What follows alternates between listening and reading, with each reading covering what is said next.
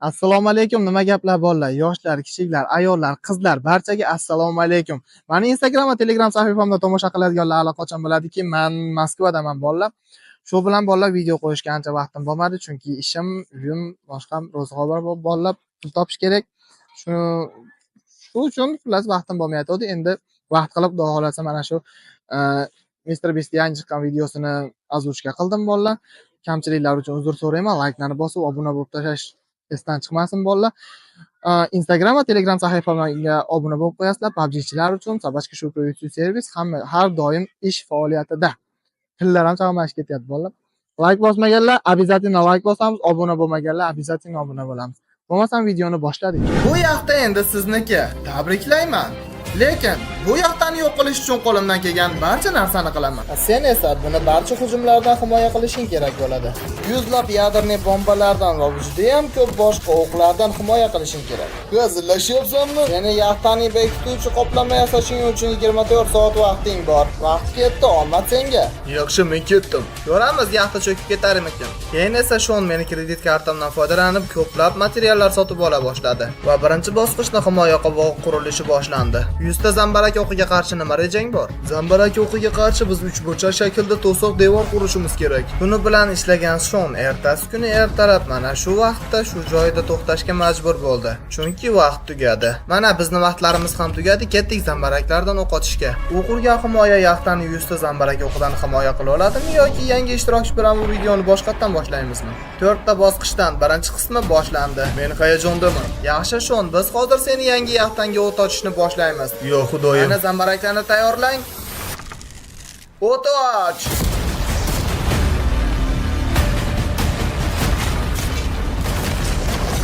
O to'g'ri ichiga kirib ketdi. Zambaraklar konteynerlarni yorib tashlashyapti. Voy yo xudoyim. Zambarak o'qlari pichoq yog'dan o'tgandek o'tib ketyapti. Hozir jinni bo'lib qolaman.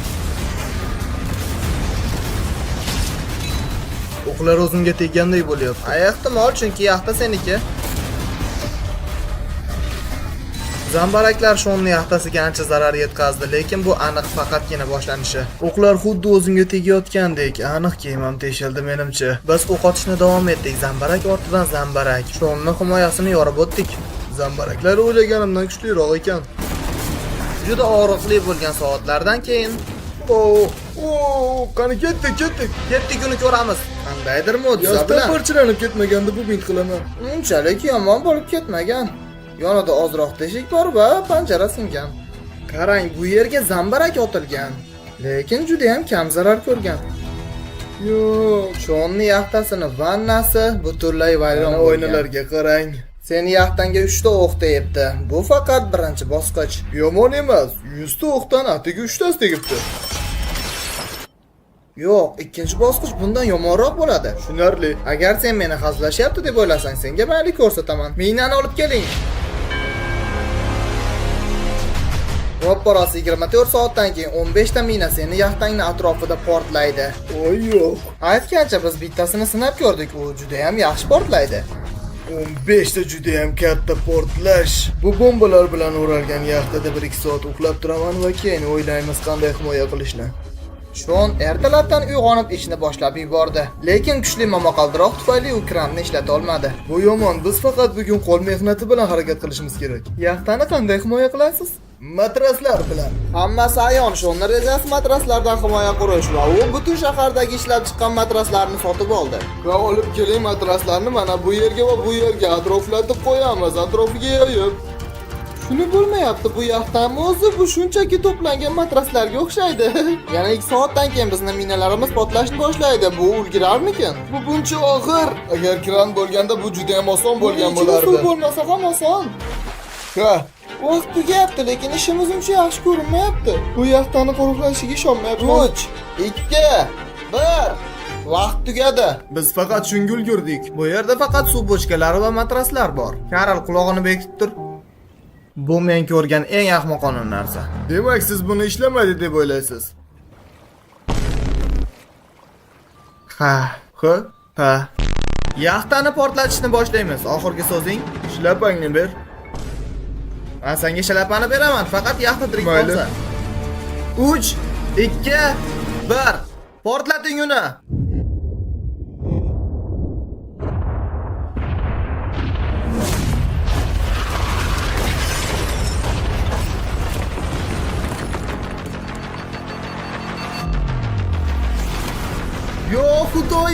ishonmayman. U omon qolganiga ishonmayman.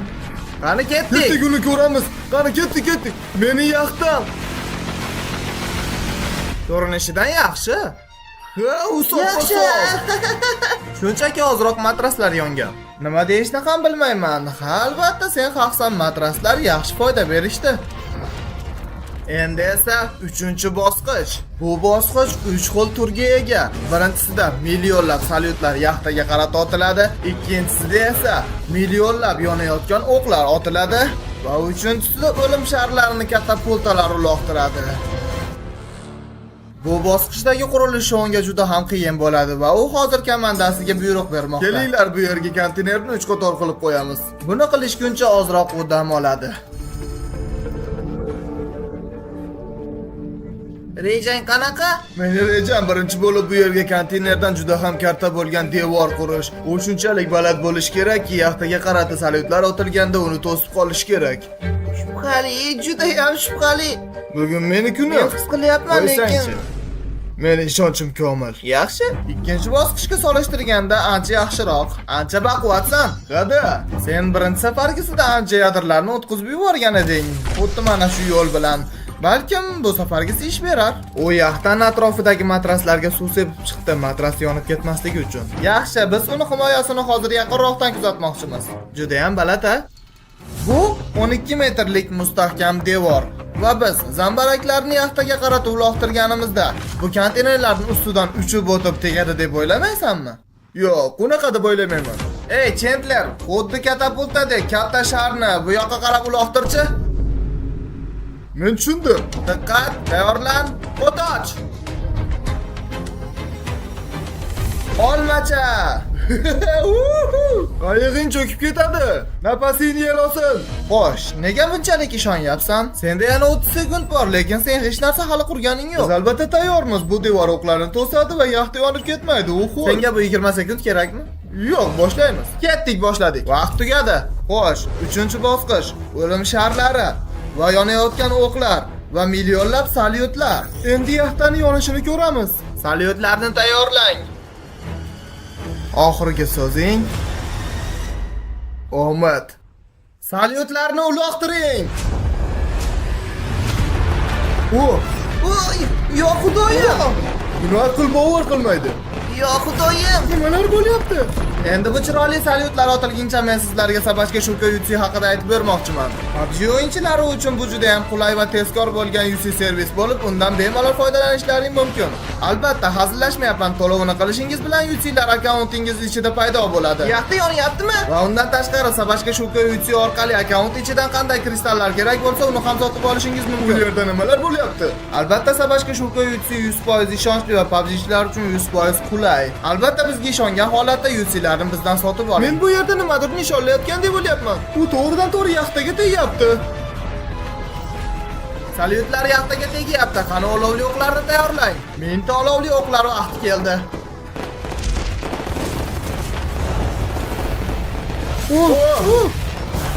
Yo'q, xudoyim. To'g'ridan to'g'ri devorga uloqtiring. Xursand bo'lishga shoshilmay turing. Katapultani tayyorlang. Tayyormisiz? Endi biz keyingi olovli sharlarni homiylarimiz sharafiga uloqtiramiz. Yonayotgan holda va yonayotgan shar esa bowlingda o'ylanayotgan shar. Uloqtiramiz. Uchyapti. To'g'ri yaxtaga qarab uchyapti. U konteynerning burchagiga tegdi, yaxtaga ozgina Qani qoldi. yana? Mana bu ekraningizda chiqib turgan silkalar orqali bizni sabashga shuka UC'dan UC sotib oling va bizni yana ham keyingi chiqadigan videolarimiz uchun hissa qo'shing. Yoki yolg'on saytlarga aldanmasdan o'ng tarafda turgan QR kodlardan foydalaning. Yo'q, xudoyim. Endi yaxta ochilib qoldi. Shon, xavotir olishni boshlandi. Yo'q, menda hammasi yaxshi. Hammasi yaxshi bo'ladi. Katta havo shari. U havo shariga o'xshamaydi. Sen shunchaki havo sharini ko'rmayapsan. To'siq buni ushlay olmaydi. Qani boshladik. Agar hozir qolgan o'qlardan birortasi yaxtaga tegib ketsa, balki Shonning videosi hoziroq tugaydi. Tegib ketdi deb o'yladim, juda yaqin keldi. Qani oxirgi katapultani uloqtiring. U to'g'ri tegadi. Suvga tushdi. Bugun faqat bir narsa yondi, o'sha men, bolalar. Yaxshi, Shon, bilasanmi nima? Sen hozircha kulma, bizni final kutyapti. 24 soatdan keyin biz seni qayig'ingga hujum qilamiz, juda ham ko'p bo'lgan pulemyotlar bilan. 4-bosqichga savoling bormi? Shu paytgacha ishlatilgan barcha narsa, salyutlar, o'qlar va yuzlab zambaraklar, buni hammasi videoni shunchaki boshlash uchun edi. Shunda yana zambaraklar bormi? Ha, yana bizda bir dona mina bor. Bu ulkan deyarli yadroviy, ehtimol hattoki noqonuniy ham bo'lishi mumkin. Yerdagi xuddi Marsdek mina. Hammasi pulemyotdan tashqarimi? Ha.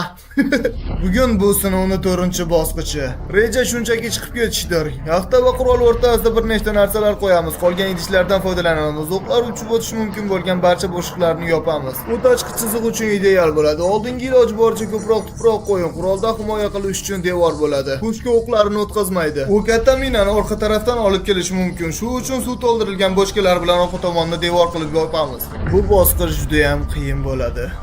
Men uyimdan uzoqdaman va oilamni sog'indim. Va undan tashqari suv bizga juda ham xalal beradi, chunki uni oldiga borib o'zingiz qo'lingiz bilan narsa qo'ya olmaysiz. U meniki, u meni juda ham xavotirga soladi, uni yadroviy bombasidan himoya qilish uchun. Uni pulemyotlarga qarshi turgan shunchaki konteynerdan yasalgan devori bor va qumdan qurilgan devori pushkalar o'qi uchun va o'sha salyutlardan qolgan ulkan devori va o'sha ho'l matraslar. Suv to'la bochkasi bilan. 5, 4, 3, 2, 1.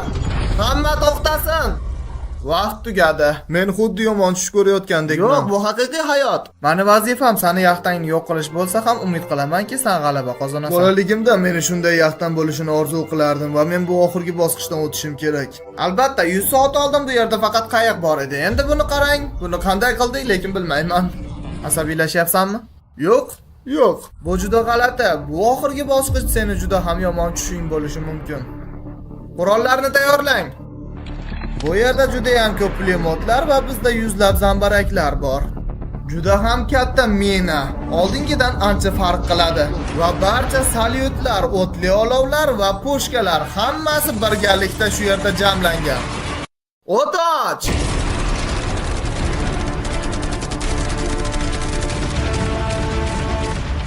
Tegdi, men uni ko'ryapman. Ular shunchaki tutib tashlashyapti. Va hamma o'qlarni shunchaki yaxtaga qarata otishayotgan vaqtda bir o'q shunchaki bexosdan salyutlarga tegib ketdi va mana nima bo'ldi. Menimcha endi birgalikda bo'ladi. Nima bo'lyapti u yerda? Senga to'g'risini aytaman, Shon, yaxtang omon qolishi juda ham dargumon. Keyingi bosqichga o'tadigan vaqt keldi. Zambaraklarni tayyorlang. Shuncha narsadan keyin endi zambaraklarni ishlatsak nima bo'lishini ko'ramiz. Otoch!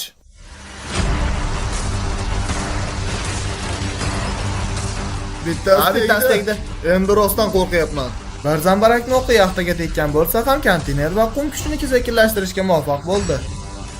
Uni yaxta atrofida qurgan to'siqlari shunchalik aqlli ediki, hatto olovli zarbalar ham unga yetib kelmadi. Ushlab qoldi. Nima? Konteynerga tegdimi? Bularni maydalab hamma tunni o'tkazmoqchi emasman.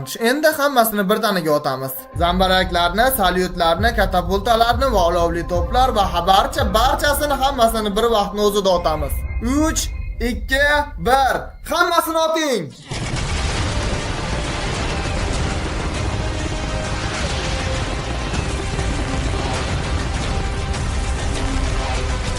Qarang, bu yerda qanchalar tutun to'plandi.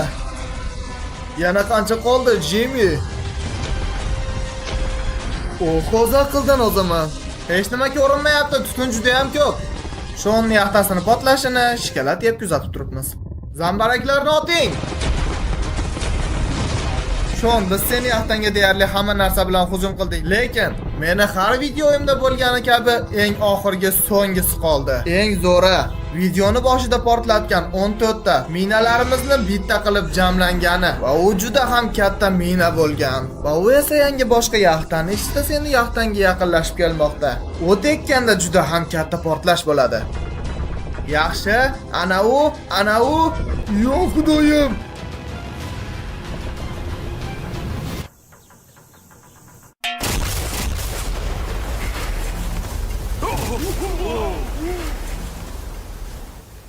Whoa. Bu juda ham boshqacha bo'ldi. Qani ketdik ko'ramiz. Mayli ketdik. Meni yaxtamni ko'ramiz.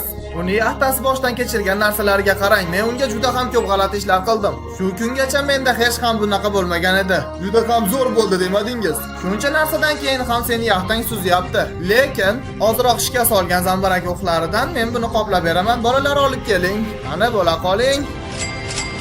Mana bu yerda 50 ming dollar sizga yaxtani ta'mirlab olishingiz uchun. Mayli, videoni tugatishdan oldin tomoshabinlarga ayting, yangi yaxtangizni nima deb nomlaysiz? Uning ismi aytish esdan chiqibdi. Videoni tugatgandan keyin biz okeanni albatta tozalab qo'ydik. Obuna bo'lmagan bo'lsangiz obuna bo'lib qo'ying. Bu bizga motivatsiya bo'ladi. Mana shu joyda videoni to'xtatib kanalga obuna bo'lib, videoga like bosib va kommentariyaga xohlagan so'zingizni yozib qoldiring. Kattakon rahmat.